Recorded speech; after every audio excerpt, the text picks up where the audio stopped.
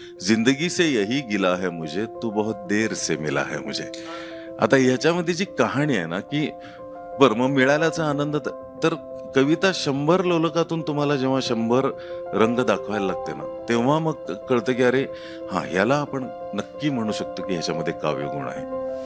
गीतकार म्हणून तुम्ही गाणी लिहिताना तुम्हाला कवी म्हणून स्वाक्षरी करता आली पाहिजे त्याच्यामध्ये. म्हणजे तुम्हाला काही गाणी आयुष्यामध्ये अशी लिहिता आली पाहिजेत की सिनेमा येऊन गेल्यानंतर त्याच्यातलं गाणं हिट झालं, फ्लॉप झालं, सगळं संपल्यानंतर त्याच्यातलं संगीत, गायकांचा आवाज, वादन, अरेंजमेंट सगळं बाजूला करून नुसते शब्द घेऊन ते गाणं वाचायला तुम्हाला साहित्य संमेलनात जाण्याचं धाडस पाहिजे. कवीचं आयुष्य सोपं असतं यासाठी की एक जरी चांगली कविता सुचली तरी मरायची मुभा असते त्याला. एक जरी चांगली कविता सुचली तरी मरायची मुभा असते त्याला. पण कवीचं आयुष्य अवघड यासाठी असतं की आपल्याला असं काही सुचले याची शेवटपर्यंत खात्री नसते त्याला. भावनांचा मांडला बाजार नाही, शब्द माझा एवढा लाचार नाही. तर हे आता हे चांगलं आहे असं मी म्हणत नाही, परंतु मला ते लिहिल्यानंतर मला वाटलं की हा माझं या ओळीचं जेवढं देणं होतं ते देऊन झालं. मग त्याच्या पुढच्या ओळी आल्या होत्या की जन्मता मृत्यूस मी पत्ता दिलेला, आजही मी लावलेले दार नाही. ही जी शाश्वत मृत्यूची जी संकल्पना आहे, शब्द माझा एवढा लाचार नाही कारण मी शब्द मृत्यूला दिलेला आहे. की उमलले आभाळ भर हे चांदणे माझे तुझे, लपवूनी लपलेच नाही भेटणे माझे तुझे. मग हे लपवूनी लपलं नाही, एकदा हा हात धरला की मग ते कसं लपलं नाही की हे असे श्वासातल्या श्वासात आपण बोललो, हे असे श्वासातल्या श्वासात आपण बोललो आणि वाऱ्याला समजले बोलणे माझे तुझे. की प्रत्येक डोहाचा तळ गाठायलाच हवा असं नाही, एखादा डोहा असू द्यावा अथांग, एखादा डोहा असू द्यावा अथांग, कुठल्याही क्षणी हक्काने जावं, कुठल्याही क्षणी हक्काने जावं आणि आपलं प्रतिबिंबही पडणार नाही अशा अंतरावर बसून बघत राहावं आपण डोहाकडे आणि डोहाने आपल्याकडे. डोळ्यांनीच विचारावं त्या डोहाला, इतका स्थायी स्वभाव कुठून मिळाला, आणि हलकेच आपल्या दिशेने एक पान सरकवत त्याने दाखवून द्यावं की बरीच आंतरिक उर्मी आहे पण तळाला.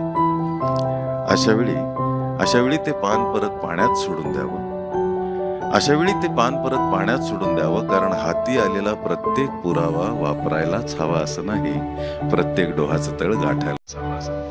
की धरतीवर उमटत गेल्या अलवार उन्हांच्या ओळी, तो शहारला नेमाने ही कविता सुचते वेळी.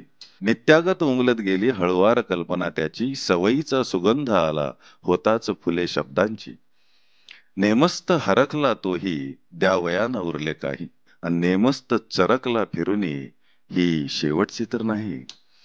रे छळू नका रे त्याला का नवेन काही स्फुरते, रे छळू नका रे त्याला का नवेन काही स्फुरते, एखाद्या आयुष्याला एखादी कविता पुरते. लोकसत्ता अभिजात लिटफेस्ट मध्ये उपस्थित मान्यवरांचं लोकसत्ताच्या वतीने मी कुणाल रेगे मनपूर्वक स्वागत करतो. या अभिजात लिटफेस्टचे सहप्रायोजक आहेत केसरी टूर्स, विशेष सहाय्यक कौटिल्य मल्टीक्रिएशन आणि CFS. स्पॉट बाय आहेत कालनिर्णय. एकदा जोरदार टाळ्या यांच्यासाठी. ही सगळी मंडळी आपल्यासोबत आहेत म्हणून हे असे सोहळे करणं शक्य होतं. आता या लिटफेस्टमध्ये साहित्य आहे, संगीत, नाट्य, चित्रशिल्प, विडंबन सुद्धा आहे. अनेक कार्यशाळा आहेत, परिसंवाद होत आहेत, चर्चासत्र या सगळ्याचं आयोजन केलं आहे, पुस्तकांचं प्रकाशन हे सुद्धा आपण आयोजित केलं आहे.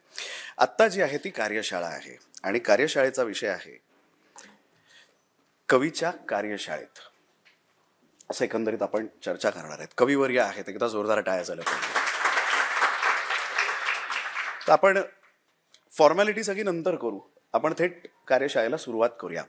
एक ना T.S. इलियट नावाचे कवी होऊन गेले, फिलॉसॉफरही होते पण कवी होते. त्यांचं एक फार छान वाक्य आहे की good poem communicate before it is understood. आधी कवितेचा फील आला पाहिजे, कळणं नंतरची गोष्ट आहे. ते आपण कळू, समजून घेऊ, कळणं नंतरची गोष्ट, पण आधी मुळात फील आला पाहिजे. तर हे फील येणं म्हणजे नेमकं काय, यासाठी कविता आधी समजून घेतली पाहिजे. ते समजवण्याचं काम कविवर्य करणार. तर आपण गप्पा मारत मारत ते करूया, सुरू करूया आपण. नमस्कार, सर्वांना विनम्र अभिवादन करतो. मी मुद्दामच झब्बा वगैरे न घालता आलोय. कारण मी मी स्वतःला अजूनही अत्यंत प्रामाणिकपणे कवितेचा विद्यार्थीच मानतो. कारण परिपूर्ण कविता ही मला वाटतं शेवटची कविता लिहिल्यानंतरही कवीला कधीच कळत नाही की परिपूर्ण कविता म्हणजे काय. आणि अ, कवितेची व्याख्या प्रत्येक कवीनुसार आणि प्रत्येक वाचकानुसार बदलत असते की एक उत्तम कविता म्हणजे काय असावी. त्यामुळे त्याचे फारसे गुणधर्म किंवा एक ठोकताळा बांधता येत नाही. तर मी कुणालजींना अशी विनंती केली की मी फार फार तर माझी प्रोसेस सांगू शकतो. मी किशोर कदम, संदीप खरे, आरती प्रभूंना त्यावेळी मी अंदाज करू शकतो की त्यांना तेव्हा काय वाटलं असेल. पण त्यांची त्या कवितेपर्यंत पोहोचण्याची जी वाट आहे ती वाट कदाचित मला सापडेलच असं नाही. मी कदाचित दुसऱ्या वाटेने त्यांच्या मुक्कामाला पोहोचत असेल. तर त्याऐवजी माझं मोनोटोनस माझा प्रवास मी सांगत बसण्यापेक्षा आपण इंटरॅक्टिव्ह करूया, जेणेकरून मुळातच काव्य प्रकार याबद्दल लोकांच्या मनात जी साशंकता असते किंवा जी भीती असते त्यापेक्षा मोकळेपणाने आपण ह्याच्यावर चर्चा केली तर तुमच्यामुळे मलाही थोडंफार पुढे जाण्यासाठी मार्गदर्शन मिळेल. मी काय 2-4 पावलं पुढे चाललो असेल तर तुम्हालाही थोडीफार दिशा मिळेल. अशा पद्धतीने करूया. तर आपण वर्गात बसल्यासारखे नको करूया. म्हणजे कवितेची कार्यशाळा घेता येत नाही. गीतलेखनाची कार्यशाळा कदाचित घेता येते, ज्यांच्यामध्ये मुळात काव्यगुण आहेत. त्यांना वृत्त कशी हाताळावीत, मीटर कसं सांभाळावं, सिनेमांची गाणी लिहिण्यासाठी तुमचे माइंड कंडिशनिंग कसं करावं याबद्दल कदाचित कार्यशाळा घेता येते. पण मूळ जी स्वयंभू कविता जी एका क्षणापूर्वी नसते आणि दुसऱ्या क्षणी असते आणि त्याच्या पुढच्या क्षणी ती तुमची नसते, ती लोकार्पण होते, त्याची प्रोसेस असं सांगणं एका बाजूनी वन वे ट्रॅफिक अवघड आहे. तर आपण इंटरॅक्टिव्ह जे जे काही प्रश्न असतील आणि गप्पा आणि काही अनुभव अशा पद्धतीने जाऊया अशी विनंती करतो. नक्की. एक पहिला ढोबळ प्रश्न विचारतो आणि तो ढोबळ प्रश्न विचारण्याच्या मागे माझा मूळ प्रश्न आहे. तो ढोबळ प्रश्न असा आहे की तुम्ही पहिली कविता कधी लिहिली? हा अगदी ढोबळ प्रश्न. हा प्रश्न विचारण्याचं माझं खरं कारण असं आहे की ही कविता मी लिहिली आहे हे तुम्हाला कसं कळलं? मी लिहून पाठवलं होतं ते माझ्या होणाऱ्या पत्नीला. मी इंजिनिअरिंग करत होतो औरंगाबादला आणि त्यापूर्वी मी लहानपणी गणेशोत्सवासाठी नाटकं वगैरे लिहायचो, एकांकिका वगैरे लिहायचो.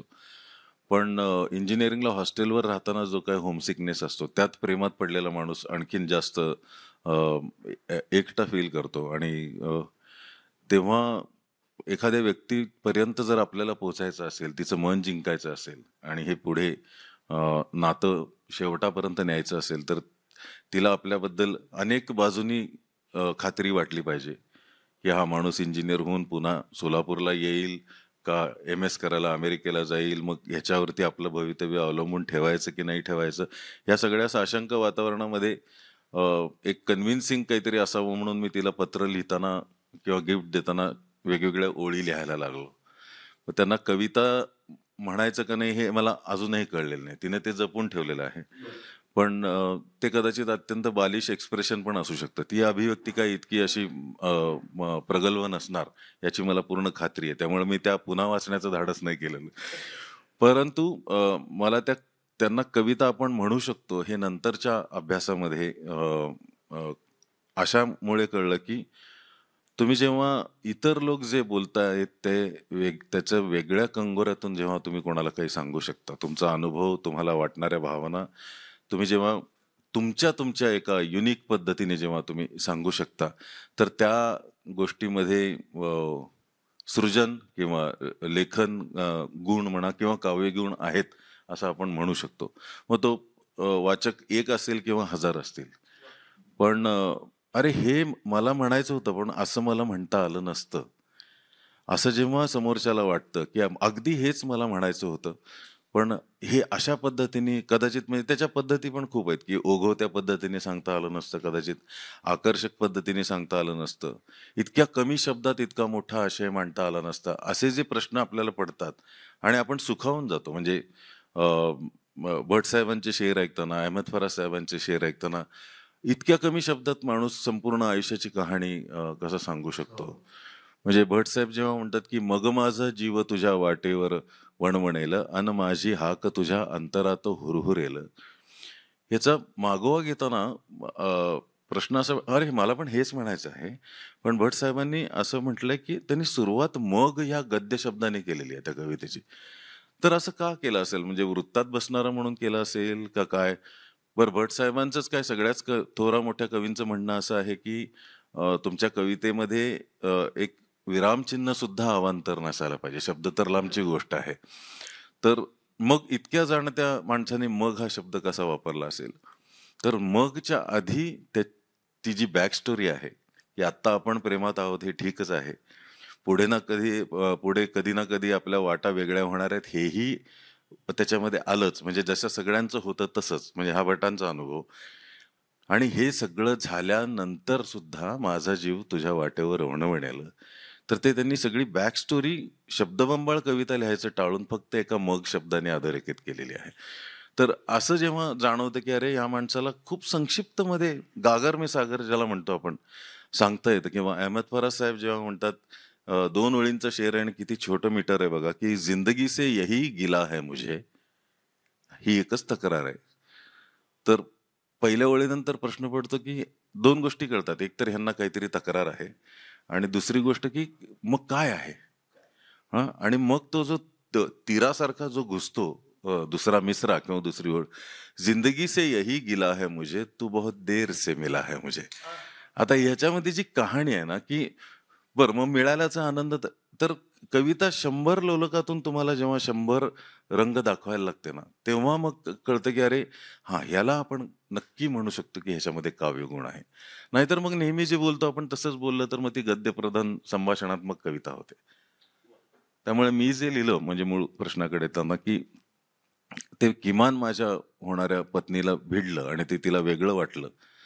अ, ह्या गोष्टीमुळे मी त्याच्यामध्ये काहीतरी वेगळा गुण असेल किंवा वेगळा रस असेल असं मानतो आणि कदाचित ती सुरुवात असावी. फार छान. म्हणजे अगदी मूलभूत हा जो प्रश्न होता त्याचं मागचं कारण असं होतं की कविता म्हणजे फक्त वृक्षवल्ली किंवा असं आजूबाजूचा निसर्ग आणि मग ते प्रेम मग वारा किनारा असं न करता जे त्या क्षणी तुम्हाला योग्य वाटलं ते तुम्ही लिहिलं आणि त्या अनुषंगाने ती कविता तुमची लिहिली. दुसरं एक असं म्हटलं जातं कवितेबद्दल की पोटातलं ओठा देऊन बोटातून झिरपतं याला सुद्धा कविता म्हणतात. वा ह्याला सुद्धा म्हणता येईल म्हणजे पण हे फार गरजेचं आहे ना की इथे कुठेतरी साठलेलं आहे तर ते साठलेलं जे आहे ते ओठातून बोटातून झिरपलं पाहिजे आणि मग ते काही असू शकतं भोवतालचा जो काही भोवतालचं जे वातावरण आहे त्या वातावरणाची निगडीत असू अगदी. शकतं त्याचा परिणाम कवीवरती सर्वाधिक होतो हम्म. कारण तो सर्जनशीलता त्याच्यामध्ये असते म्हणजे एखादी अवतीभोवती जर विभत्स असं काही घडतंय किंवा हो विचित्र असं काहीतरी सगळं चाललेलं आहे तर त्याचा परिणाम सुद्धा तुमच्यावर हो होत असतो. हो अशा वेळेला कवीचं मन काय सांगतं अशा वेळेला कवी कशा पद्धतीने व्यक्त होतो किंवा व्यक्त होता येतं. मला वाटतं काही गोष्टी लिहिल्यानंतर आपल्याला आपली जातकुळी कळते. म्हणजे आपण पोर्ट्रेट काढणारे चित्रकार आहोत का लँडस्केप काढणारे जसं आपली रुची कळते ना, तसं निसर्ग वर्णन करणाऱ्या कविता आपल्याला आवडतात. का समाज प्रबोधन करणाऱ्या कविता लिहायला म्हणजे आवडतात. की प्रेमाच्या कविता लिहायला आवडतात. आपल्याला त्याबद्दल कुठला गंड नाहीये ना, की आपण फक्त प्रेमकविताच लिहितोय, आपण फक्त सपाट निसर्ग वर्णन करतोय. पण मला आता असं वाटतं, की मी हे जे बघतोय, समजा मी परदेशात कुठेतरी गेलोय आणि असा हा नजारा मी कधी पाहिलाच नाहीये. हे दृश्यच विलोभनीय मी कधी पाहिलं नाही. तर मला हे सांगावसं वाटतंय. फक्त त्याच्यामध्ये एकच गोष्ट होते, की अ, वृत्तांतात्मक कविता होते. म्हणजे तुम्ही फक्त जे दिसतं तेच तुम्ही लिहिलं. त्याला जर आतला एक पदर नसेल, की त्याच्यामागे काहीतरी, तर मात्र मग ते वर्णन केल्यासारखं, वार्तांकन केल्यासारखं ते होतं आणि त्याला मग कदाचित समोरचे लोक कंटाळू शकतात. आणि आपण पण आपली स्वतःची घोर फसवणूक करून घेत असतो, की ही कविता आहे. त्यामुळे मला असं वाटतं, की आपली जातकुळी सापडली, त्यानंतर मग भवतालाच्या म्हणजे आता मी इथे बसून कदाचित मला शेतकऱ्यांचं दुःख लिहिता येणार नाही, पुणे-मुंबईत जगताना. अ, कारण ते लिहिलं तर ते कृतक ठरेल. म्हणजे मी कधी गेलोच नाहीये म्हणजे मातीच्या ढेकळात हात सुद्धा घातलेला नसेल एखाद्या माणसाने आणि तो जोरजोरात जर शेतकऱ्यांचा आक्रोश मांडू लागला, तर त्याच्यात खरंच त्याने किती अनुभवलेलं आहे याची म्हणजे ही शक्यता स्पर्शून जातेच. कारण ते पोकळ-पोकळ दिसायला लागतं सगळं. म्हणजे भटांचा आक्रोश हा भटांना शोभतो आणि ग्रेसांची मनस्विता ही ग्रेसांना शोभते. आरती प्रभूंचं दुःख आरती प्रभूंना शोभतं. माऊलींचं 17व्या वर्षातलं समजूतदार पण त्यांना शोभतं, कारण ते त्या स्टेजला स्वतः पोहोचलेले होते. त्यामुळे ते त्यांना जे येतंय ते सांगतायत तुम्हाला. तर तुम्हाला शेतकऱ्यांवरचं जर काव्य सुचत नसेल, तरी सुद्धा त्याच्यामध्ये एक समष्टीला जोडणारा एक कणा असतो त्याच्यामध्ये, की तुम्ही मग घुसमटीवर लिहू शकता. तुम्ही नैराश्यावरती लिहू शकता. तुम्ही परावलंबी जे जगतो आहोत त्याच्यावरती तुम्ही लिहू शकता. शेतकरी ज्या पद्धतीने आव्हानांना सामोरा जातो आहे, तशी आव्हानं तुमच्या अर्बन शहरांमध्ये जे तुमची आव्हानं काय आहेत, म्हणजे इमोशन सेम ठेवून, म्हणजे भावनांचा कणा सेम ठेवून तुम्ही त्याबद्दल लिहू शकता. त्यामुळे भवतालाचा परिणाम सगळ्यांवरतीच होत असतो. म्हणजे एखादी अप्रिय घटना घडणं, आपण आपण सगळे बातम्या वाचतो, आजूबाजूला काय चाललंय. आपल्याला आपलीच नाही, आपल्या अवतीभोवतीच्या सगळ्यांची चिंता असते, की अरे ह्या देशाचं नक्की काय होणार आहे, किंवा सगळ्याच देशांमध्ये हे सगळ्या गोष्टी घडत असतील. तर त्याचं तुम्ही तुमच्या पद्धतीने, तुमच्या पुन्हा एकदा तुमच्या लोलकातनं तुम्ही काय दाखवू शकता, हा महत्वाचा विषय. आणि शांताबाईंची लोलक नावाची फार सुंदर कविता आहेच, की तुम्हाला तुमचा लोलक सापडला की मग तुम्हाला तो तुमच्या हातात तुमच्या मर्जीनुसार बघता येतो ते. वा. अ, एक एक प्रश्न असाही आहे की कवितांचे वेगवेगळे आपण रूप कवितांची पाहत असतो. याच्यामध्ये एक मुक्त छंद अशी एक कविता आहे, प्रकार आहे कवितेचा. त्याविषयी जरा थोडं सांगणार का? म्हणजे चित्रकलेच्या भाषेमध्ये आपण असं म्हणतो त्याला की पेंटिंग्स रिअलिस्टिक हा एक वेगळा भाग आहे, ऍबस्ट्रॅक्ट हा वेगळा भाग आहे. रिअलिस्टिक म्हणायला जी सवय असते त्यांना असं ऍबस्ट्रॅक्ट नेहमी अवघड वाटतं की हे काय केलंय, पण ज्यांनी ऍबस्ट्रॅक्ट केलेलं आहे हो त्याला त्याची व्हॅल्यू माहिती आहे. हो हो. मुक्त छंद हा कवितेचा प्रकार याविषयी जरा सांगा. म्हणजे याच्यामध्ये बरेचसे ग्रह पण आढळतात आपल्याला, की ज्यांना वृत्तांवरती ज्यांची पकड असते त्यांना मुक्तछंद म्हणजे हे शब्दबंबाळ लेखन वाटतं, किंवा ह्याच्यात काही रस निष्पत्ती आहे की नाही, असा असा प्रश्न पडू शकतो. परंतु त्याचवेळी त्याची दुसरी बाजू अशी आहे, की तुम्हाला जर यमकं जुळवणारी वृत्तात बसणारी कविता जर सुचत असेल, तर कधी कधी धोका असा असतो की तुम्ही उजवीकडून डावीकडे विचार करू लागता, की मग माझं यमक जुळतंय ना याचा आधी विचार येतो, आणि तुम्हाला आत्ता काय वाटतंय ह्याचा विचार खूप मागे पडतो. आणि मग तिथे तुमची सृजनाची जी पद्धत आहे ती तिला अडथळा येऊ शकतो. म्हणजे जर मी भावनांचा मांडला बाजार नाही हे मला सुचलं समजा पहिल्या वेळेमध्ये, की मी काय माझ्या कविता असं हे करायला आलेलो नाही, किंवा माझं माझं दुःख मांडायला आलो नाहीये, तर त्याचं ह्याच वृत्तातली दुसरी ओळ लिहिण्यासाठी माझा जर आटापिटा सुरू झाला, आणि नाहीनी संपायला पाहिजे दुसरी ओळ, जेणेकरून ती यमकावर येईल आणि लोकांना ती समजायला सुलभ जाईल, असा जर विचार करून मी लिहायला लागलो, तर दुसऱ्या ओळीतला पहिला अर्धा भाग जो आहे तो अत्यंत सपक आणि पातळ होऊन जातो. आणि तुमचं म्हणणं लोकांपर्यंत मग त्याला तसं चपखल तुम्हाला सुचणार असेल, तुमची तेवढी भावनांचा मांडला बाजार नाही, शब्द माझा एवढा लाचार नाही. तर हे हे आता हे चांगलं आहे असं मी म्हणत नाही, परंतु मला ते लिहिल्यानंतर मला वाटलं होतं की हा माझं या ओळीचं जेवढं देणं होतं ते देऊन झालं. मग त्याच्या पुढच्या ओळी आल्या होत्या, की जन्मता मृत्यूस मी पत्ता दिलेला, आजही मी लावलेले दार नाही. ही जी शाश्वत मृत्यूची जी संकल्पना आहे, शब्द माझा एवढा लाचार नाही, कारण मी शब्द मृत्यूला दिलेला आहे. असं असं जे आहे, असं सुचत असेल तुम्हाला, तर तुम्ही त्याच्यातच कंटिन्यू करू शकता, त्यातच लिहू शकता. पण म्हणून मुक्तछंदातली कविता ही कमी आहे कुठल्या तरी पातळीवरती, असं आपण म्हणू शकत नाही. कारण जसं तुम्ही म्हणालात, की आता ग्रेस साहेब मला म्हणायचे, की माझी कविता लोकांना दुर्बोध वाटते, आणि अनेकदा त्यांनी जाहीररित्या म्हणले, फोनवरती मला म्हणायचे. पण मला असं सुचतं, इतकं सुद्धा लोकांना कळत नसेल तर काय हो चिरंजीव, काय करायचं मग आपण आता, अशा पद्धतीने. तर त्यांची व्यक्त होण्याची पद्धत तीच होती, आणि आनंद ह्याच आहे की त्यांनी बदलली नाही ती. म्हणजे त्यांच्या जागी एखादं कोणी असतं तर चला जरा सोपं लिहून बघू असं म्हणून गेला असता. पण स्वतःच्या अभिव्यक्तीशी प्रामाणिक राहिल्यामुळे त्यांना ती बदलता आली नाही, किंवा त्यांनी ती बदलली नाही. जे काही झालं असेल ते मराठी वाचकासाठी फार चांगलं झालं. आणि मुक्तछंदामध्ये शब्दबंबाळ होण्याचा धोका आहे. जसं आपण जेव्हा वृत्तातल्या कविता लिहितो, तेव्हा यमकं जुळवण्याचा अट्टहास होण्याची भीती असते. तसंच मुक्तछंदामध्ये गद्यप्रधान तुमचं सगळं भाष्य खूप 2-2 पानी, 3-3 पानी असं होण्याची शक्यता असते, की मला हेही सांगायचंय, मला तेही सांगायचंय. ह्याच्यामध्ये तुमचा स्वसंयम जो आहे तो फार महत्वाचा असतो, की मी वाढवत नाही आहे ना उगीच, म्हणजे झालंय का माझं म्हणून, कधी लेखणी खाली ठेवायची मी, हे जोपर्यंत कळत नाही तोपर्यंत. नाहीतर मग लोक म्हणतात अरे ह्याच ओळी आडव्या लिहिल्या असत्या तर ह्याचा एक परिच्छेद झाला असता, मग ह्याच्यात काव्य कुठे आहे, म्हणजे हा एक मोठा रिपोर्टाज झाला असता अशा पद्धतीने. आणि त्यातही तुम्ही जगावेगळं नाही असं, पण तुमचं असं काही म्हणणं सांगताय का? हा हा जो प्रकार आहे, मला आठवतं मला पहिलं पारितोषिक जेव्हा मिळालं होतं एका वाहिनीचा, महाराष्ट्राचा स्टार कवी म्हणून, तर तेव्हा पारितोषिक देताना ज्येष्ठ कवयित्री नीरजाताईंनी मला पुरस्कार का दिला हे पण सांगितलं होतं. म्हणजे आणि हे खूप मला आवडलं होतं ते, की इतरांना का नाही मिळाला हे जसं जाणून घेण्याची म्हणजे त्यांची आवश्यकता आहे, तसंच आपल्याला का मिळाला हे पण सांगणारं कोणीतरी पाहिजे, की तुझ्यामध्ये हे चांगलं होतं आणि म्हणजे मग तुम्हाला तुमची वाट आणखीन पुढे जास्त सुस्पष्ट होते. तर नीरजाताई म्हणाले होते, की वैभव, अ, इतका संक्षिप्त आणि समर्पक मुक्तछंद मी नाही वाचला, म्हणून तुला हा पुरस्कार आम्ही देत आहोत. तर त्या त्या ज्या नाही नाही, त्यांचं म्हणणं मोठं आहे त्याच्या मागचं. म्हणजे ती कविता सांगू का? म्हणजे मग आपल्याला का की प्लॅटॉनिक रिलेशनशिप वरची ती कविता होती, की दैहिक, ऐहिक आणि लौकिकाच्या पलीकडे गेल्यानंतर आपण जे नितळ नातं एखादं शोधू पाहतो. तर त्याच्यामध्ये असं लिहिलं होतं मी, की प्रत्येक डोहाचा तळ गाठायलाच हवा असं नाही. आणि मागचं जे प्रत्येक कवी जेव्हा तुम्हाला एखादी कविता दाखवतो तेव्हा म्हणजे समोरून विणलेलं वस्त्र दाखवत असतो, पण त्याच्या मागे जे धागे आलेले असतात त्यांची पण एक नक्षी असते. तर ते जर उलटं करून पाहता आलं तर ते पण दिसलं पाहिजे, म्हणजे दोन दोन तीन तीन अर्थ लागत असतात. तर तसं की प्रत्येक ओळखीचं कुठल्या तरी नात्यामध्ये रूपांतर व्हायलाच हवा अट्टहासच चुकीचा आहे मुळात, हे सामंजस्य आहे त्यातलं.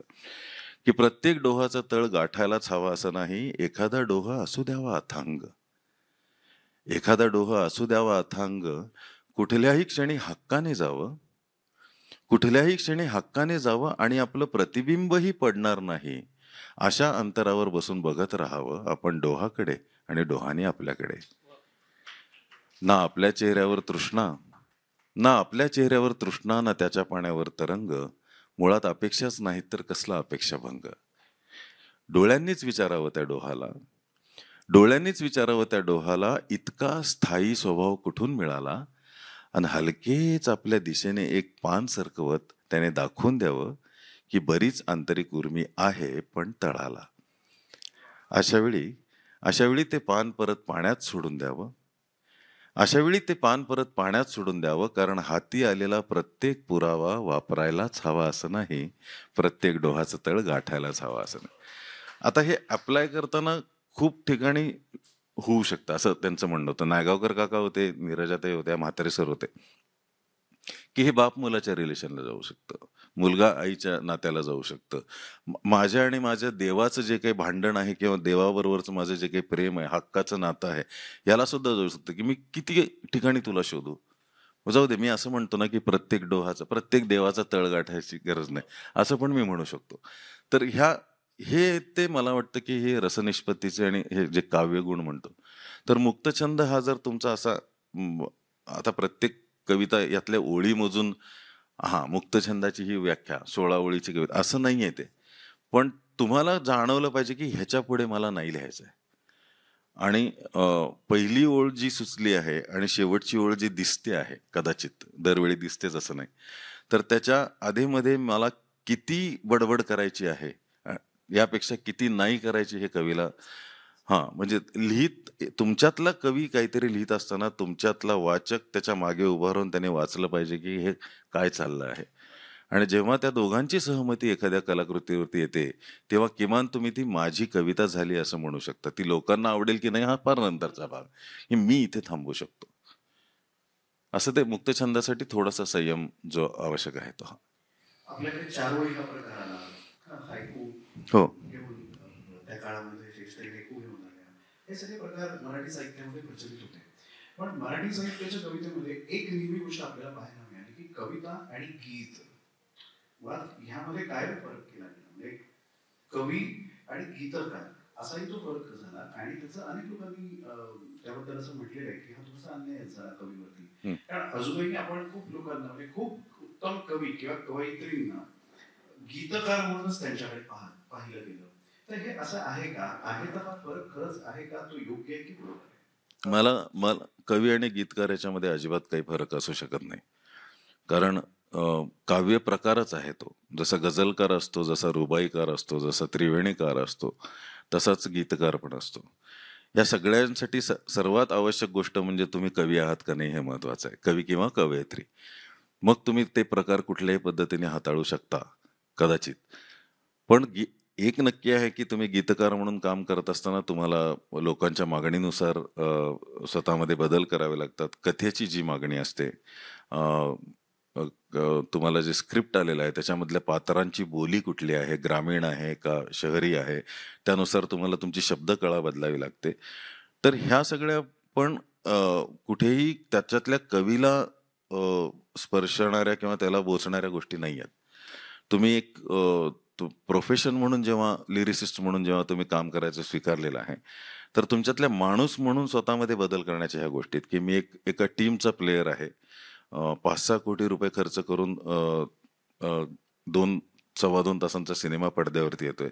त्याच्यामध्ये 3 गाणी आहेत. म्हणजे जवळपास तुम्हाला एवढ्या मोठ्या प्रोजेक्टचे 12 मिनिटं पडद्यावरती तुम्ही आणि संगीतकार कंट्रोल करणार आहात. दिग्दर्शक तेव्हा मागे सरकतो. तो म्हणतो की माझी कथा पुढे नेण्याचं काम आता तुम्हा दोघांचं आहे.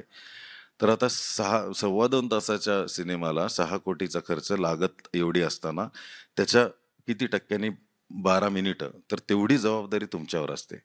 मग तुम्हाला याची जबाबदारी घ्यावी लागते की तुम्ही ह्या प्रोजेक्टचे टीम प्लेयर आहात आणि ह्याच्यामध्ये अप्रूव्ह करणारे किंवा अप्रूव्ह म्हणण्यापेक्षा सुद्धा या सगळ्यांकडे बघणारे अनेक लोक आहेत. गाणं लिहिलं आणि संगीतकारांनी गाण्याला चाल दिली आणि ते स्टुडिओमध्ये रेकॉर्ड झालं, याचा अर्थ ते खूप चांगलं झालं असं लगेच होऊ शकत नाही. कारण दिग्दर्शक आहे, त्याला तो सिनेमा, ती कहाणी कशी सांगायची हे त्याचं सर्वोत्तम मत जे आहे, शेवटचं मत त्याचं आहे. मध्ये निर्मात्याचं मत आहे, जे जे काम करणारे आहेत ते लोक आहेत, एडिटर आहेत, की एडिटर सुद्धा असं म्हणतो की सर खूप मोठं गाणं झालंय, इतक्या वेळ सस्टेन नाही होणार पडद्यावरती. तर ह्या सगळ्या मग लगेचच त्यांनी तुमच्या प्रतिभेवर शंका घेतली असं म्हणून कोमेजून जाण्यात तिथे अर्थ नाही. म्हणजे तुमच्यातल्या कवीने कधी फणा काढायचा आणि कधी नाही काढायचा ह्याचं सुद्धा तुम्हाला भान असलं पाहिजे. म्हणजे गीतकार म्हणून काम करताना तुम्हाला या गोष्टींचं संतुलन ठेवावं लागतं. पण मला असं वाटतं की काही 2-3% गाण्यांचा अपवाद वगळता माझा असा प्रयास असतो की गीतकार म्हणून तुम्ही गाणी लिहिताना तुम्हाला कवी म्हणून स्वाक्षरी करता आली पाहिजे त्याच्यामध्ये. म्हणजे तुम्हाला काही गाणी आयुष्यामध्ये अशी लिहिता आली पाहिजेत की सिनेमा येऊन गेल्यानंतर त्याच्यातलं गाणं हिट झालं, फ्लॉप झालं, सगळं संपल्यानंतर त्याच्यातलं संगीत, गायकांचा आवाज, वादन, अरेंजमेंट सगळं बाजूला करून नुसते शब्द घेऊन ते गाणं वाचायला तुम्हाला साहित्य संमेलनात जाण्याचं धाडस पाहिजे. अशा पद्धतीची गाणी तुमच्याकडनं कधीतरी लिहिली गेलं तर कवी आणि गीतकार ही उगाचच जी धूसर सीमारेषा आहे, आभासी सीमारेषा आहे, ती आणखीन नष्ट व्हायला मदत होईल. तुम्ही आता बोलताना गझलचा उल्लेख केला. जी. गझल हा एक स्वतंत्र प्रकार आहे. तर आपल्याकडे मराठी साहित्यामध्ये ते वृत्त म्हणून धरलं जातं. हो. तर ती वृत्ती असायला हवी. हो. ते आपण नंतर त्याविषयी हो. बोलू. पण वृत्त गझल याविषयी थोडंसं सांगायचं. आणि मराठीमध्ये खास करून मराठीत तो प्रकार खूप नंतर हो. आलेला आहे. म्हणजे आपल्याकडे काव्य प्रकाराला व्याकरण आहे म्हटलं की आपल्याला एकदम एकतर दडपण येतं. कारण व्याकरण आपण 8 मार्काचा प्रश्न ऑप्शनला टाकलेला असतो लहानपणी आणि आपल्याला अरे बापरे, म्हणजे आता आधी तो आराखडा अभ्यास करा त्याचा आणि मग त्याच्यात शब्द बसवा. हे लोकांना अपमानास्पद वाटतं किंवा ते गरजेचं वाटतही नाही, की मी मला पाहिजे तशी कविता लिहितो किंवा लिहिते, मग ते पुन्हा त्यात बसवा-बसवी कशाला करा. कारण त्याच्यामध्ये थोडासा क्राफ्टचा भाग आहे. पण तिथून खरी सुरुवात आहे, की तुम्हाला सुरुवातीच्या काळात जरी तुम्ही गझल लिहिताना थोडासा तुम्हाला व्याकरणाचा विचार करून लिहावा लागला, पण नंतर ते उपजतच तुमच्या आतून यायला लागतं जेव्हा, तेव्हा मग त्याचं सौंदर्य खुलतं आणखीन जास्त. त्यामुळे आणि आपण जे वृत्तांना घाबरतो, मी माझ्या कार्यक्रमातनं हे सांगायचाही प्रयत्न करतो नेहमी, की वृत्त म्हणजे शेवटी काय आहे, एक लय आहे. म्हणजे त्याला वेगवेगळे कॉम्बिनेशन्सनी ते सगळं बदलतं. म्हणजे 4 अक्षरांचे 4 पदं, म्हणजे असं पद्मावती आवर्तन असेल तर हिरण्यकेशी वृत्त तयार होतं. 3 अक्षरांचे 4 असतील तर भुजंगप्राय तयार होतो. लगागा लगागा लगागा अशी जी लगावली असते वृत्तांची. तर हे सगळं आपल्यामध्ये ऑलरेडी असतं. म्हणजे अ, मना सज्जना भक्ती पंथेची जावे, हे म्हणजे भुजंगप्रायात आपल्याला आई वडिलांनी संस्कार केलेले असतात आणि आपण ते ऑप्शनला सोडलेलं असतं. पण प्रत्यक्ष जगताना सुद्धा आपण ह्याच लयीत जगत असतो कुठल्या ना कुठल्या. म्हणजे आपल्यामध्ये एक लय असते. म्हणजे 2 मैत्रिणी जर फोनवर बोलत असतील की तुला काय बाई तुझं ठीक आहे, तुला सासऱ्याचा कुठं त्रास आहे, हे ते भुजंगप्रायतात बोलत असतात. की तुला काय बाई तुझे ठीक आहे, तुला सासऱ्याचा कुठे त्रास आहे. हा भुजंग प्रयात आहे.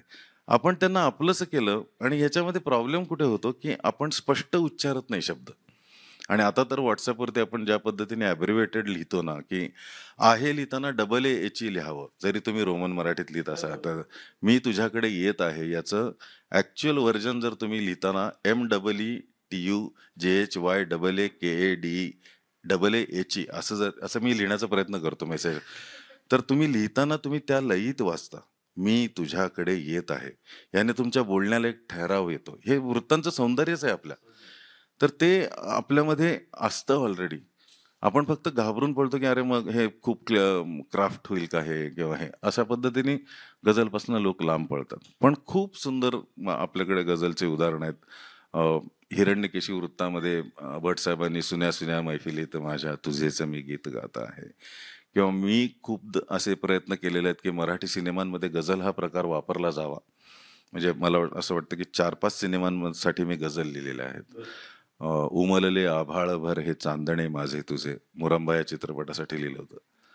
की उमलले आभाळभर हे चांदणे माझे तुझे. आता गझल हा फॉर्म स्वीकारला, की तुमची प्रत्येक दुसरी ओळ णे माझे तुझे असं संपायला पाहिजे.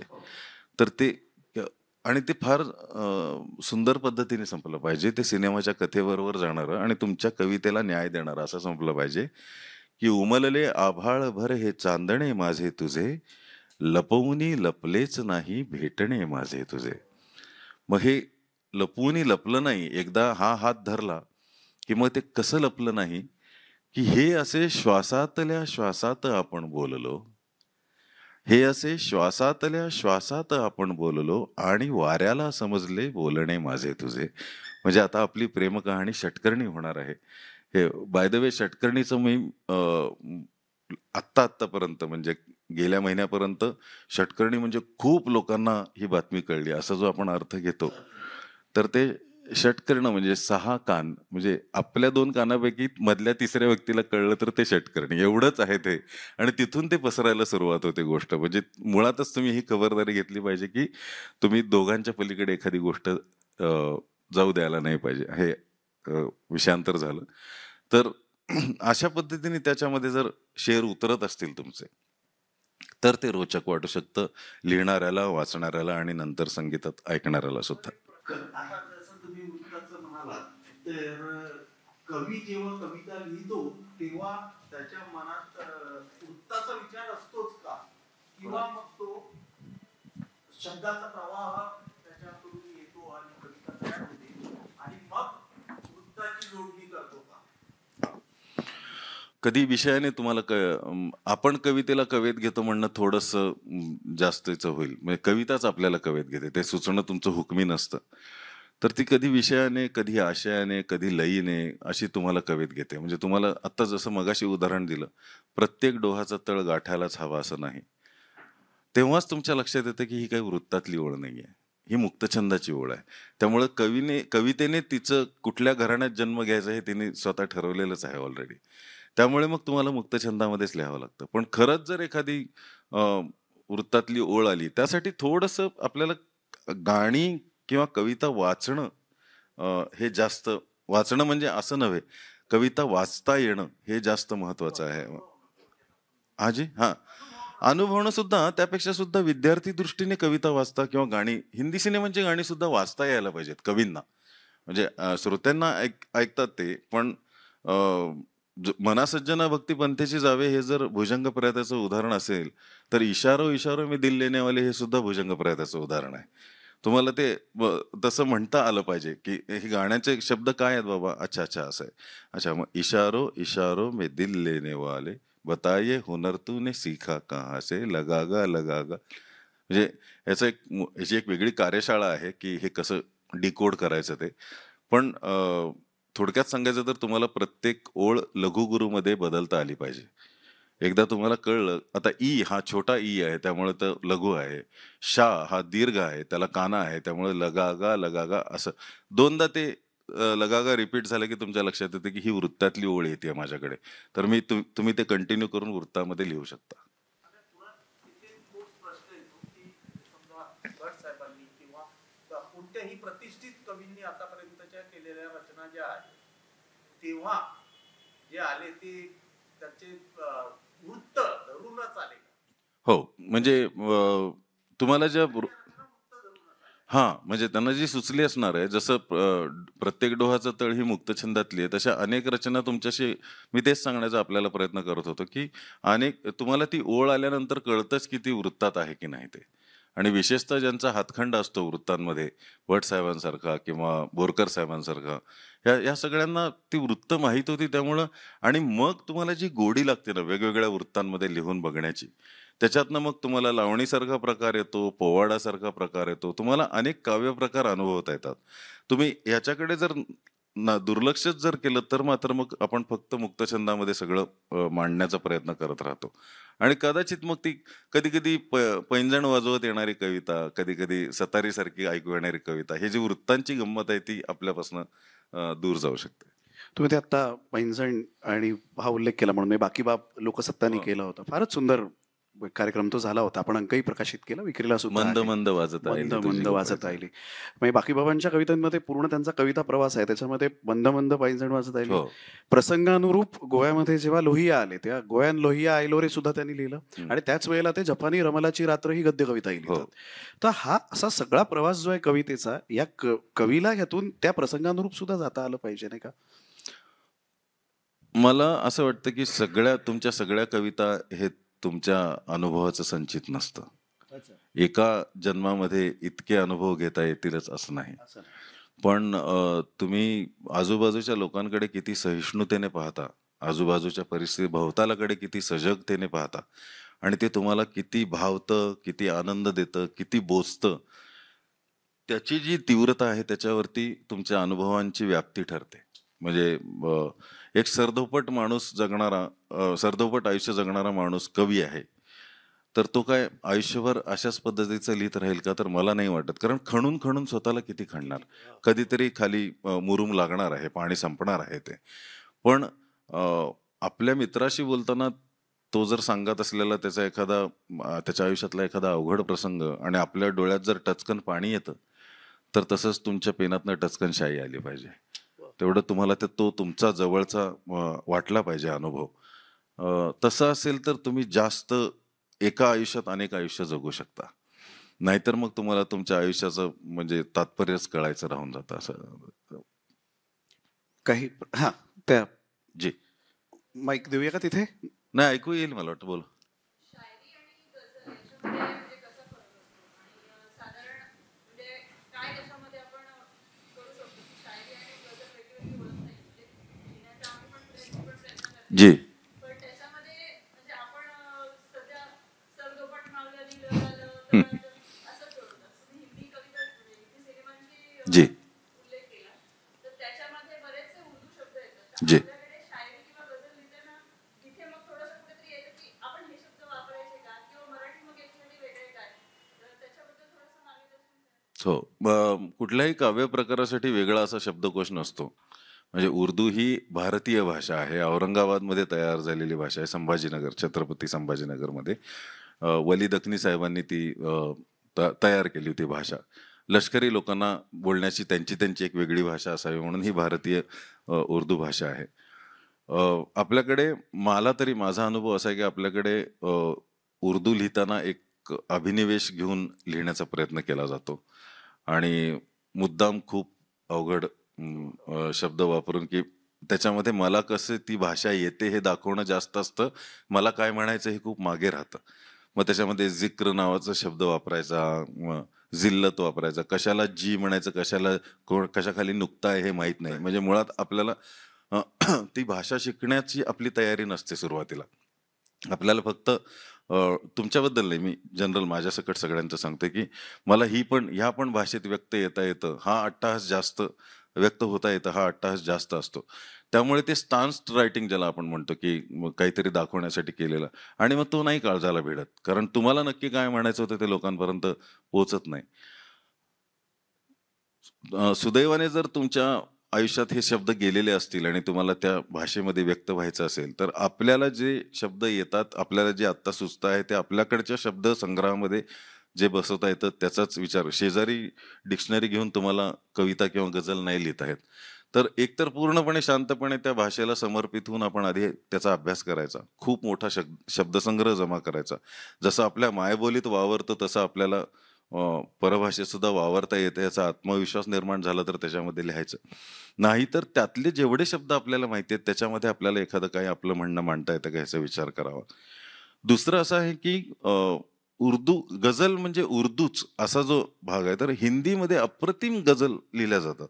म्हणजे इतकी सुंदर आपली हिंदी भाषा आहे, राष्ट्रभाषा, ज्याच्यामध्ये फार सुंदर गझल लिहिल्या गेलेल्या आहेत. तर मुद्दामून हिंदी शब्द टाळून तिथे उर्दू, म्हणजे जिथे अंधेरा म्हणता येतं तिथे तिरगी आणायचं किंवा अशा पद्धतीचं जे आहे, ज्या जुदाईच्या ऐवजी हिज्र म्हणायचं, हे हे जे येतं ना, तर कदाचित त्या मीटरमध्ये बसणारा तो शब्द नसेल, पण मग ते घेऊन काय करता येतं याचा आपण व्यापक विचार केला पाहिजे. प्युअर हिंदीमध्ये सरळ सरळ पूर्ण हिंदीमध्ये लिहिलेल्या अनेक गझला आहेत. म्हणजे दुष्यंत कुमार नावाचे जे कवी होऊन गेलेले की हो रही है पीड पर्वत अब पिघलनी चाहिए. दुःखाचा पर्वत झाला, आता ते वितळलं पाहिजे. आणि येताना दुसरी ओळ कशी धारेसारखी येते बघा, की हो रही है पीड पर्वत अब पिघलनी चाहिए, इस हिमालय से नई गंगा निकलनी चाहिए. आता हे तुम्ही म्हणाल तर माझ्या दृष्टीने हे ग्लोबल वॉर्मिंगला पण जातं, जेव्हा त्यांच्या काळात नव्हतं. की एक आता हिमनग आता ढासळायला लागलेला आहे, हिमालयमधनं जातं अजून एक नवीन गंगा. ते सामाजिक व्यवस्थेवर जातं, हे वैयक्तिक अनुभवावरती जातं. आणि त्याच्या पुढच्या शेरामध्ये ते लिहितात की मेरे सीने में सही, मेरे सीने में नहीं तो तेरे सीने में सही, हो कहीं भी आग लेकिन आग जलनी चाहिए. आता ह्याच्यामध्ये समाजातला माणूस जिवंत राहण्याची ही जी प्रक्रिया आहे आणि हे जे हस्तांदोलन आहे, हे भयंकर मोहक आहे आणि हे सगळ्यांना कवेत घेणारं आहे. त्यामुळे ह्याच्यात कुठलाच मॅडम हे शब्द नाहीये बघा, अवघड शब्द नाही. आपल्याला येणारे हिंदी शब्द जे आपण हिंदी गाण्यांमध्ये ऐकलेले आहेत, सिनेमात ऐकलेले आहेत, पुस्तकं वाचताना आपण जे वाचलेले आहेत. तर तुमच्या प्रश्नाचं उत्तर एवढंच आहे की तुम्हाला ज्या भाषेत व्यक्त व्हायला खूप किंवा व्यक्त झाल्यानंतर रित झाल्यासारखं वाटतं, त्या भाषेत लिहा तुम्ही. शायरीतला आणि गझलमधला. गझल ही 100% वृत्तात लिहिली जाते. गझलला बंधन आहे की तुम्हाला पहिल्या 2 ओळी ज्या असतात, एक तर 2 ओळींचा शेर पाहिजे. पहिला जो शेर असतो त्याला मतला असं म्हणतात, ज्याला आपण मराठीत मथळा असं म्हणू शकतो, की मी या गझलमध्ये काय म्हणू पाहतो आहे. आणि त्याच्यानंतरच्या प्रत्येक 2-2 शेरांच्या प्रत्येक दुसऱ्या ओळीमध्ये ते यमक साधलं गेलं पाहिजे आणि ते वृत्त संपूर्ण गझलभर तुम्हाला पाळता आलं पाहिजे.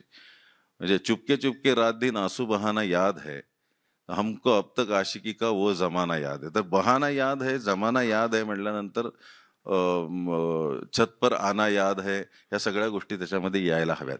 शायरी थोडीशी मुक्त लेखनासारखी असू शकते. एक थॉट आपण मांडतो आहोत आणि तो आकर्षक पद्धतीने शायराना पद्धतीने मांडतो आहोत. मग ते जसे आपल्याकडची चारोळी आहे, अर्थपूर्ण चारोळी.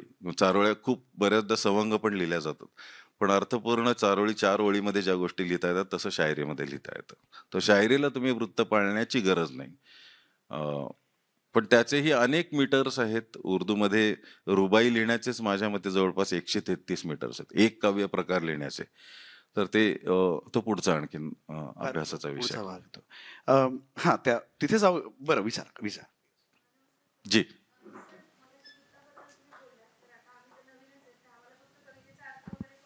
जी. जी.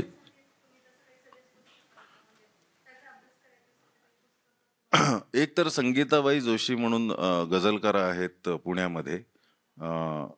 आद्य महिला गझलकार ज्यांना आपण म्हणतो, त्यांचं छंदोमयी नावाचं पुस्तक आहे. आणि अकोल्याचे डॉक्टर श्रीकृष्ण राऊत यांचं आत्ता नवीन एक पुस्तक आलेलं आहे, ज्याच्यामध्ये वृत्तबद्ध लेखनाचा पूर्ण आढावा त्यांनी घेतलेला आहे, उदाहरणांसकट दिलेला आहे. त्यामुळे तुम्हाला ते उदाहरण बघून त्या उदाहरणात लिहिण्याची प्रॅक्टिस करता येईल. जी. की त्यांना क्रिएटिव्ह ब्लॉक येतो तर ते दररोज काहीतरी लिहितातच, म्हणजे लिहिण्याची प्रॅक्टिस करतातच, ते काही सुचो किंवा न सुचो. तसं कवी म्हणून तुम्ही काही तशी दररोज काही प्रॅक्टिस किंवा काही अशी म्हणजे असं काही करता की तुम्हाला जसं सुचतं तसं तुम्ही लिहिता? क्रिएटिव्ह ब्लॉकची भीती सगळ्यांनाच असते. म्हणजे माझा मित्र संदीप खरे लिहितो की कवीचं आयुष्य सोपं असतं यासाठी की एक जरी चांगली कविता सुचली तरी मरायची मुभा असते त्याला. एक जरी चांगली कविता सुचली तरी मरायची मुभा असते त्याला. पण कवीचं आयुष्य अवघड यासाठी असतं की आपल्याला असं काही सुचले याची शेवटपर्यंत खात्री नसते त्याला. तर हा सर्कल आहे, म्हणजे हे एक वर्तुळ आहे. त्याच्यामध्ये आपल्यालाच आपलं समाधान होत नाही, आणि ही खूप चांगली अवस्था सुद्धा आहे. कारण एकाच गोष्टीने तुम्ही जर संतुष्ट झालात तर तुमच्याकडे पुढे होणारं लेखन थांबून जाईल, आटून जाईल ते. तर क्रिएटिव्ह ब्लॉकची भीती सगळ्यांना असते. म्हणजे मी एका कवितेत अशी कल्पना केली होती की खरा कवी वरती बसतो आणि हे चराचर जे आहे ते सगळं त्याला रोज सुचणारी एक कविता आहे. आणि ती कविता अशी होती की धरतीवर उमटत गेल्या अलवार उन्हांच्या ओळी. म्हणजे तिरकी उन्ह पडली होती, तर कुणीतरी लेखणीने हे चराचर लिहित आहे अशा पद्धतीचं की धरतीवर उमटत गेल्या अलवार उन्हांच्या ओळी, तो शहारला नेमाने ही कविता सुचते वेळी. मग त्याला हे चराचर सुचलं आणि आपण जगायला लागलो. नित्यागत उमलत गेली हळुवार कल्पना त्याची. सवय झाली होती. नित्यागत उमलत गेली हळुवार कल्पना त्याची, सवयीचा सुगंध आला होताच फुले शब्दांची. नेमस्त हरखला तोही द्यावयानं उरले काही. नेमस्त म्हणजे नेहमीसारखा. आणि ही स्थिती कवीला खूप, कुठल्याही कलाकाराला, पेंटर असो शास्त्रीय गायक असो, की द्यायला काही उरू नये इथपर्यंत दिलं जावं आणि पूर्ण रित होऊन निघावं. की तसा तो देव की नेमस्त हरखला तोही द्यावयानं उरले काही, आणि नेमस्त चरकला फिरुनी ही शेवटची तर नाही. रे छळू नकारे त्याला का नवेन काही स्फुरते. रे छळू नकारे त्याला का नवेन काही स्फुरते, एखाद्या आयुष्याला एखादी कविता पुरते. तर तुम्हाला अशा पद्धतीने प्रत्येक कवितेच्या होते. म्हणजे एखाद्या आयुष्याला एखादी कविता पुरते म्हणजे एक लिहून बास झालं असं नाही. It is sed that every artist is as good as his last work. तर आत्ता जे काही म्हणजे प्रतिष्ठित गीतकार वैभव जोशी आणि या पुरस्कारांनी सन्मानित वगैरे असं जे म्हणतो ना, तर तेव्हा आपल्याला ही जाणीव पाहिजे की 6 महिन्यांपूर्वी लिहिलेल्या गाण्याला पुरस्कार मिळालेला आहे. आत्ता तुझ्या खिशात जर एक ताजी कविता नसेल, काल रात्री तू जर काही नाही लिहिलंस, तर तू आत्ता दरिद्री आणि भणंग आहेस. आणि तुमच्या खिशात जेव्हा नवीन कविता असते तेव्हा तुमच्या इतका श्रीमंत ह्या जगामध्ये कोणी नसतं. ह्या तत्वावर मी चालतो. तुम्हाला आणि ती नावं लिहून घेतलीत ना दोन्ही? छंदमयी संगीताबाई जोशी यांचं आणि अकोल्याचे डॉक्टर श्रीकृष्ण राऊत. मला माफ करा, आत्ता नवीन आलंय पुस्तक, पूर्ण मोठं नाव मला आत्ता लक्षात नाही. एक हा सर. नाही नाही नाही नाही, नेमस्त दाटले होते. हो, ह्या 2च कवितांमध्ये आलाय वाटतो. एक मला असं प्रश्न होता जी. की जसं आपण बाळासाहेब मंगेशकरांना रतीच्या दुकानामध्ये भटसाहेबांची कविता संग्रह सापडला. जी. तो सापडला म्हणजे आपल्याला भटसाहेब कळले. जी. समजा तो बाळासाहेबांना सापडलं म्हणून आपल्याला कळलं. जी. पण समजा असंच दुसऱ्या एखाद्या व्यक्तीला सापडलं असतं तर आपल्यापर्यंत पोहोचले पण नाही. मात्र जी प्रत्येक जे कवी आहेत, जे अजून नाव रूपाला आले नाही, ते येणार पण नाही, पण त्यांच्या कवितांना आपण कुठलं व्यासपीठ देऊ शकतो. आता लोकसत्ताने फार मोठं हो हो हो, त्यामुळे आम्ही तुमच्या समोर येऊ शकतो. बरोबर. पण अशी प्रत्येकाला संधी मिळत नाही. अगदी संधी न मिळण्याचं कारण काय असतं की आपण त्या लोकांपर्यंत पोहोचू शकत नाही. बरोबर. किंवा ते इथपर्यंत. हो, एखादा सामान्य माणूस तर असामान्य कविता लिहू शकतो. 100%. पण ती कविता लिहिलेली प्रॉपर माणसापर्यंत नाही पोहोचली तर त्या कवितेला ज्ञान मिळत नाही. बरोबर. त्या माणसाकडनं, त्या कवीकडनं पुढच्या कित्येक कविता जन्माच्या मुक्तात. अगदी. तुम्ही ह्याच्याकरता आपण कुठे व्यासपीठ कायमस्वरूपी बनवू शकतो. तिथं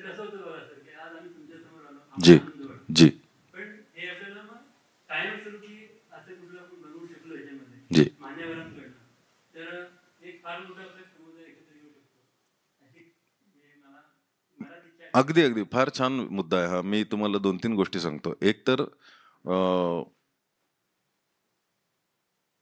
मी जेव्हा मंचावरती बसतो तेव्हा मी फक्त इतर सगळ्या चांगल्या कवींचं प्रतिनिधित्व करत असतो. माझ्या सुदैवाने मला तसे लोक माझ्या आयुष्यात आले, मग मला मंच मिळाला आणि मी ऐकवलं, लोकांना आवडलं, मग मागणी वाढली, मग मी पुन्हा लिहिलं, मग पुन्हा ते असं हे आहे त्याच्यामध्ये चक्र. दुसरी गोष्ट अशी की आपल्या संपूर्ण महाराष्ट्रात, विदर्भात सगळीकडे इतकं चांगलं लिहिणं म्हणजे वैभव जोशीपेक्षा 100 पट चांगलं लिहिणारे लोक आहेत आज. आणि हे मला माहिती आहे. मी त्यांच्या कविता वाचतो. मी त्यांचा आजच्या भाषेत फॉलोअर आहे. म्हणजे सतीश दराडेसारखा माणूस गझलकार अकाली गेला, पण असे अनेक कवी अकोल्याचे, नांदेडचे, परभणीचे, नंदुरबारचे आहेत. आणि थोडीशी बुजलेली असतात मुलं ती. म्हणजे आपल्या शहरातले तर सोडून द्या, आपण भेटू शकतो. अमक्या एका संगीतकाराला कुठे ना कुठे गाठ पडते. मी पण लिहिलंय जरासं. आणि योग्य आणि योग असेल तर तो म्हणतो, "अरे हे छान आहे, मी हे करतो काहीतरी." पण त्या लोकांना तर हाही ॲक्सेस नाहीये.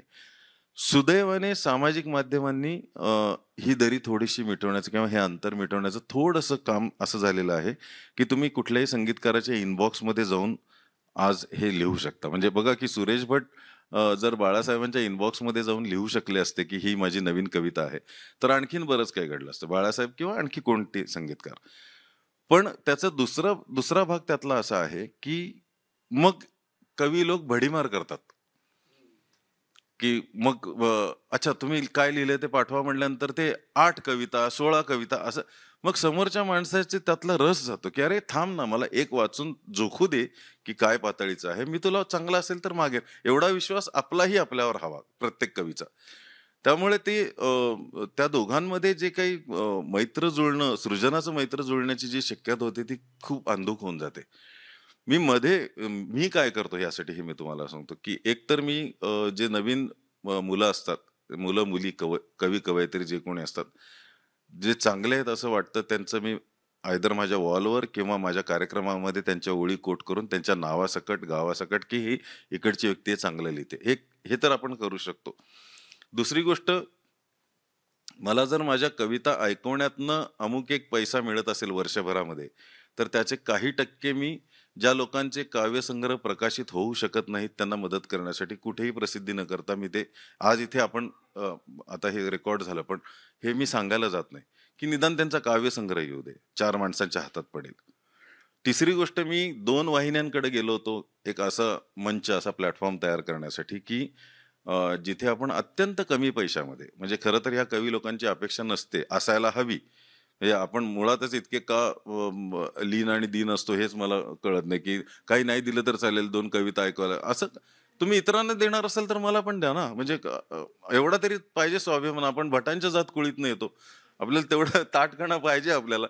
तर जे काही असेल ते, पण हे सगळं खर्चिक प्रकरण आणि हे माध्यम आणि हे सगळं हस्तांदोलन होण्यासाठी मी असा प्रयत्न केला होता, की पुण्यामध्ये यशवंतरावला किंवा इथे पार्ल्याला दीनानाथला आपण अनेक भागांचं असं शूटिंग करून ठेवू आणि त्याचं एक YouTube चॅनल करून ते मॉनिटाईज करून आपण त्यांना तर आधीच पैसे देऊन आपण मोकळं करू, त्यांच्याकडनं हक्क घेऊया आपण प्रॉपर. आणि मग मराठी कविता आत्ता किती ठिकाणी कशी फुलते हे दाखवण्याचं आपल्याला हे, पण ते दुर्दैवाने अजूनपर्यंत झालेलं नाही. मी माझ्या बाजूने तयार आहे, पण त्याला एक मोठा हातभार लागणार आहे, जेणेकरून एक असं व्यासपीठ तयार होईल जिथे माहिती आहे लोकांना, की महिन्याच्या दुसऱ्या रविवारी इथे दिवसभर शूटिंग चालतं आणि इथे कविता ऐकवायच्या असतात. त्याच्यासाठी तुम्हाला हेही नक्की, की तुम्हाला कविता त्यांचं वर्गीकरण करायला लागतं, फिल्टर करायला. असं नाही की तुम्ही सगळ्याच कविता घेऊ शकाल. तुम्हाला लोकांना जबाबदारीने आणि गांभीर्याने उत्तरं द्यावी लागतात, की तुमची कविता का नाही घेतली आम्ही. तर असं सांगण्याचं काम करायला सुद्धा मी तयार आहे, की वेळी ज्या काही एंट्रीज येतात त्याचं आपण पृथक्करण करू. हां, ही सादरीकरणाची कविता आहे, ही आपण घेऊया. आणि त्याचबरोबर हेही मी आखलं होतं त्या प्रेझेंटेशनमध्ये, की म्हणून सतत हास्य कविता आणि विडंबनं यांचाच भडीमार नको. गांभीर्याने कविता लिहिणाऱ्या लोकांचे सुद्धा विषय पोहोचले पाहिजेत. तर थोडं दोन्हीचा मिक्स करून YouTube कंझ्युमर तुमचा जो आहे, त्याला जर तो 1 तासाचा, जसे आपण आता हिंदी उर्दू मधले मुशायरे ऐकतो, तर त्याच्यामध्ये सर्व प्रकारच्या गोष्टी घेतलेल्या असतात. त्यांनी कवी निवडताना तसे निवडलेले असतात. तर जसं प्रत्येक एपिसोडमध्ये 40-45 मिनिटाचे असे जर आपण 4-5 कवी निवडले, त्यांचं म्हणणं मांडता आलं, तर आपल्याला हे करता येईल. अशी माझी धडपड होती, अजून आहे. थोडंसं कुठून तरी हातभार मिळाला, की आपल्याला ते करता येईल असं मला वाटतं. आणि त्याच बाबतीत अजून एक गोष्ट माझं निरीक्षण असं आहे, की एका कवितेतनं कवी नाही कळत. त्याला पुरेसा वेळ द्यावा लागतो. तू तुझ्या 4 कविता मांड आणि मग त्यानंतर म्हणजे भारंभार कवी एकाच एपिसोडमध्ये घेऊन ते करण्यापेक्षा 4 कवींनी त्यांच्या 8-8 कविता मांडाव्यात. असं जर तुम्हाला करता आलं, तर ते होऊ शकतं. जसं जर तुम्ही क्रिकेट मॅचमध्ये एक मॅचला संधी दिली आणि नंतर तो त्या दिवशी त्याला जमलं नाही, म्हणून आपण त्याला कायमचं नाकारतो, तर तसं करून नाही चालणार. आणि म्हणजे ह्या आता सर तुमचा माईक बंद केला तर ते हमिंग बंद होईल. तुमच्या हातात माईक आहे ना? अच्छा, बंद करा तो फक्त. मी आता वैभव सर म्हणाले त्यालाच जोडून थोडंसं घेतो मी, की व्यासपीठ याला जे उपलब्ध होणं गरजेचं आहे, तर त्याचा उत्तम प्रयत्न हे अभिजात आताचं उदाहरण तेच आहे. लोकसत्ताचा अभिजात लिट फेस्ट आहे.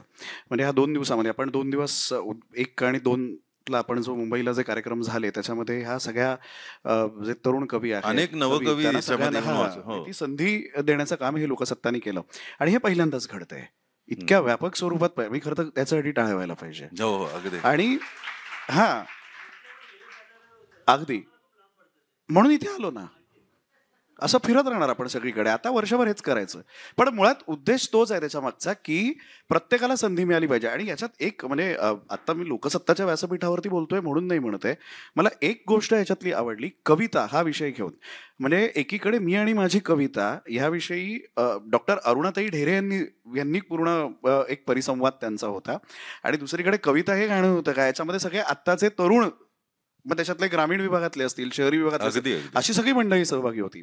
काल मुशायरा जो झाला त्याच्यामध्ये सगळे नवीन होते, सगळे नवी कवी आणि कवयित्री वगैरे असं सगळं ते घेतलेलं. तर असं व्यासपीठ हे आता उभं राहिलंय. लोकसत्ताने याच्यासाठी पुढाकार घेतलेला कुणालजी, आहे. मला ह्या बाबतीत आणखी एक असं वाटतं, गिरीशजी मी तुमच्यासमोर बोलतो हे, की काही मुशायरे असे व्हायला पाहिजे ज्याच्यामध्ये 4 तरुण कवी बसलेत आणि 4 प्रतिथयश बसलेत. काय होतं म्हणजे मला नेहमी ही खंत अशी राहिलेली आहे, की Padgaonkar sir, Bapat sir, Karandikar sir जेव्हा कार्यक्रम करत होते, तेव्हा जर मला त्यांनी 2 कविता वाचायला त्यांच्या शेजारी बसवलं असतं, तर ती पाठीवरची थाप कदाचित माझा प्रवास खूप आधी सुरू झाला असता. म्हणजे हे जे आहे ना, की तिथेच रंगमंचावर कळलं, की अरे हे असं लिहायचं असतं, असं सादर करायचं असतं, तर ते आणखीन जास्त प्रोत्साहनपर होतं असं मला वाटतं. म्हणजे आणि तसं जर कधी असेल तर मी यायला तयार. नाही हा म्हणजे आता प्रातिनिधिक एक 2-3 प्रश्नांकडे जाऊया, कारण पुढचा जो कार्यक्रम आहे तो पण वैभवजीच करणार. हा विचारा ना, ताईंना विचारतो आणि मग आपण इथे येऊया आणि मग मी शेवटच्या प्रश्नाकडे येतो. येस जी.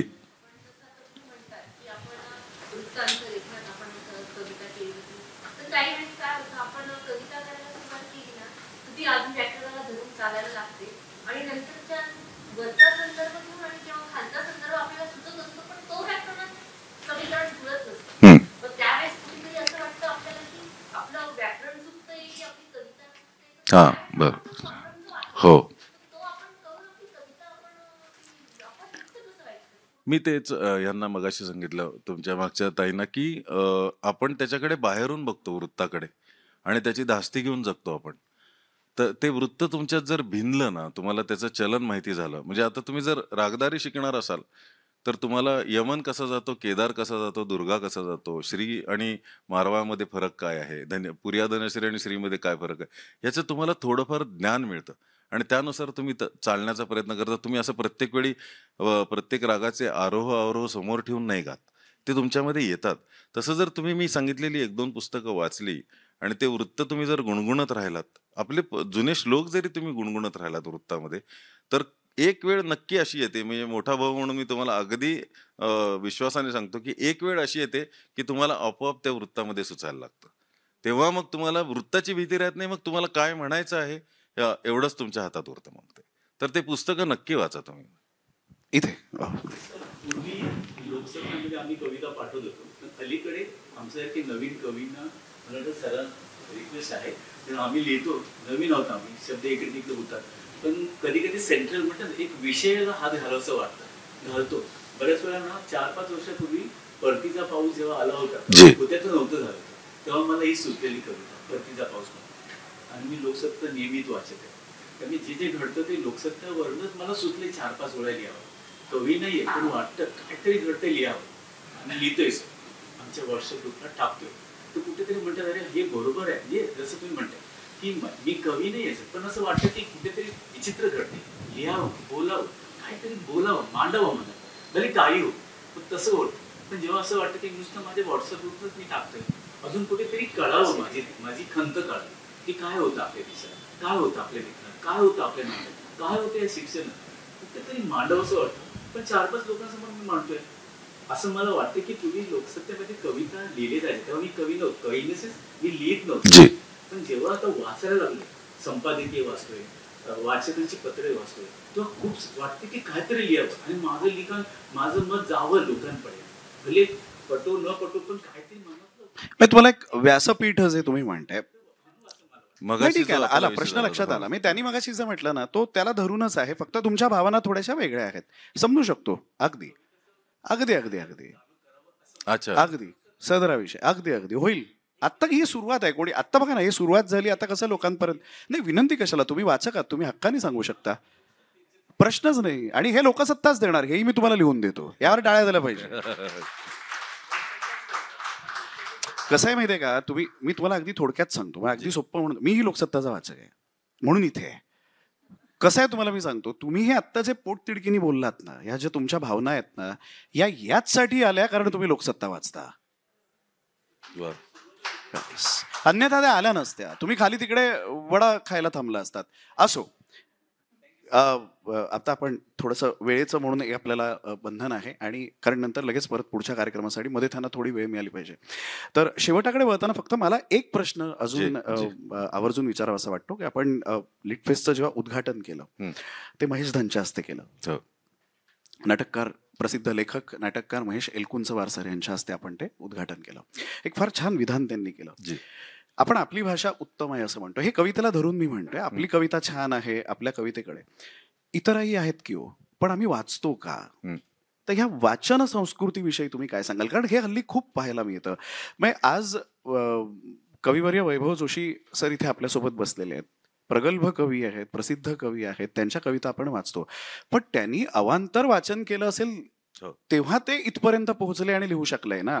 तर ह्या वाचन संस्कृतीविषयी थोडंसं सांगा ना, कारण काय झालंय, आम्ही आमच्या पलीकडे काही वाचतच नाही आहोत असं एकंदरीत वाटतंय. मग ते दुसऱ्या भाषेतलं असेल, दुसरं साहित्य असेल, त्यातल्या कविता असतील, काय सांगाल तुम्ही? मला असं वाटतं की प्रत्येक निर्मितीचे जे 4 आधारस्तंभ असतात ते वाचन, चिंतन, मनन आणि लेखन. मग तुमचं लेखन झाल्यानंतर परत वाचन, चिंतन, मनन, लेखन. माझ्याकडनं हे उतरलं म्हणून त्याच्यात रममाण होण्यात काही अर्थ नाहीये. त्याचं भाग्य ते ठरेल. तुम्हाला लिहिताना शहारा आला ना, तुमचं झालंय ना काम, मग त्याची लोकप्रियता किती काय हा मुद्दा, मग तुम्ही दुसरीकडे रमता. तुम्ही नेट्समध्ये प्रॅक्टिस करायला जात नाही, तुम्ही मॅचमध्ये 6 मारायला जाऊन आउट होता. तर हे जे 4 मूळ आधारस्तंभ आहेत. आणि परकीय भाषा, महेशदांचं तर बरोबरच आहे. परकीय भाषा कशाला, आपलीच भाषा पूर्वीची, काही शतकांपूर्वीची आपल्याला परकी वाटते. त्याचा आपण वाचन, चिंतन, मनन करतो का? म्हणजे अधिक देखणे तरी निरंजन पाहणे, योगीराज विनवणे मना आले माय. इथे माऊलींना काय म्हणायचं होतं? तर मग आहे तुझं रूप साकार सुंदर आहेच आहे मला, पण मला तुझं निरंजन रूप बघायचं आहे, म्हणून मला विनवण्याची तुला अशी. आणि चंदन जेवी भरला अश्वत्थ फुलला. म्हणजे असं अश्वत्थातून चंदनाचा गंध येत नाही, पण ह्याच्यामध्ये जी ड्युअलिटीचं समर्पण आहे की मी कसा बघितला माझा ईश्वर, की चंदन जेवी भरला अश्वत्थ फुलला, तैसा म्या देखिला निराकार गे माय. हे निरंजन पाहणं मला यायला पाहिजे. आता हा मला लागलेला अर्थ आहे, हा असाच असा सर्वश्रुत सगळ्यांना मान्य असेल असं नाही, पण ह्याचा आपण प्रयत्न करतो का? ओवी अनुभवावी म्हणून आपण कोट करतो फक्त, पण त्या ओव्यांकडे जातो का? म्हणजे क्षेमा लागी जीव उतावीळ माझा, म्हणवनी स्फुरतती बाहो. ह्यातलं क्षेम म्हणजे क्षेम कुशल हा जो शब्द आपण पुसणे असं जे वापरतो, पण ते खूप, आपलं जे क्षेमकुशल पुसणं आहे ते खूप वरवरचं आहे. म्हणजे आपण जर एखाद्या मित्राला विचारलं काय रे बाबा कसा आहेस तू, तर तो हा छान आहे, तो त्याचं दुःख सांगत नाही तुम्हाला. पण तेच जर तुम्ही त्याच्या हातावर हात ठेवलं, काय रे बाबा कसा आहेस तू, तर तेव्हा त्याचा स्पर्श तुम्हाला जे सांगतो ते खरं क्षेम आहे. म्हणून देवाशी अशी भेट व्हावी म्हणून लिहिताना ते लिहितात की क्षेमा लागी जीव उतावेळ माझा, म्हणवनी स्फुरताती बाहो, पहिल्या गोष्टीमध्ये पहिल्या चरणामध्ये आसक्ती आहे आणि लागलीच विरक्ती आहे की क्षेम देऊ गेले तेव्हा मीची मी एकली, तो नाहीच आहे, तो माझ्यातच आहे, म्हणून असावाला जीव राहो. हे असं असं आपल्याला शोध घ्यायला आवडतं का? हे संपूर्णपणे चुकीचं असेल मला लागलेला अर्थ, पण मला ह्या शक्यतांच्या प्रदेशात जायला आवडतं का, हा मुद्दा आहे.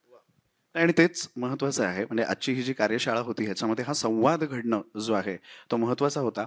तो कविवर्यांनी आपल्यासमोर मांडला. आपले काही मूलभूत प्रश्न जे होते ते आपण विचारलेत. खूप छान. मुळात आधी काय आहे की संवाद झाला पाहिजे हो. हल्ली तोच होत नाहीये. म्हणजे हे व्यासपीठ उभं करण्याच्या मागची भूमिका जी आहे ती संवाद होणं गरजेचं आहे. तो खूप छान झाला. आता वेळ आहे सत्काराची. अरे. आपण कविवर यांचा सत्कार करूया. मी सन्माननीय संपादक महोदयांना विनंती करतो त्यांनी कृपया व्यासपीठावरती यावं आणि त्यांच्या हस्ते आपण दे ना सरांना द्या. Yes please. लोकसत्तातर्फे पुस्तकं भेट देणार आहोत आणि मग मी सरांना विनंती करतो ते 2 शब्द आपल्याशी बोलतील.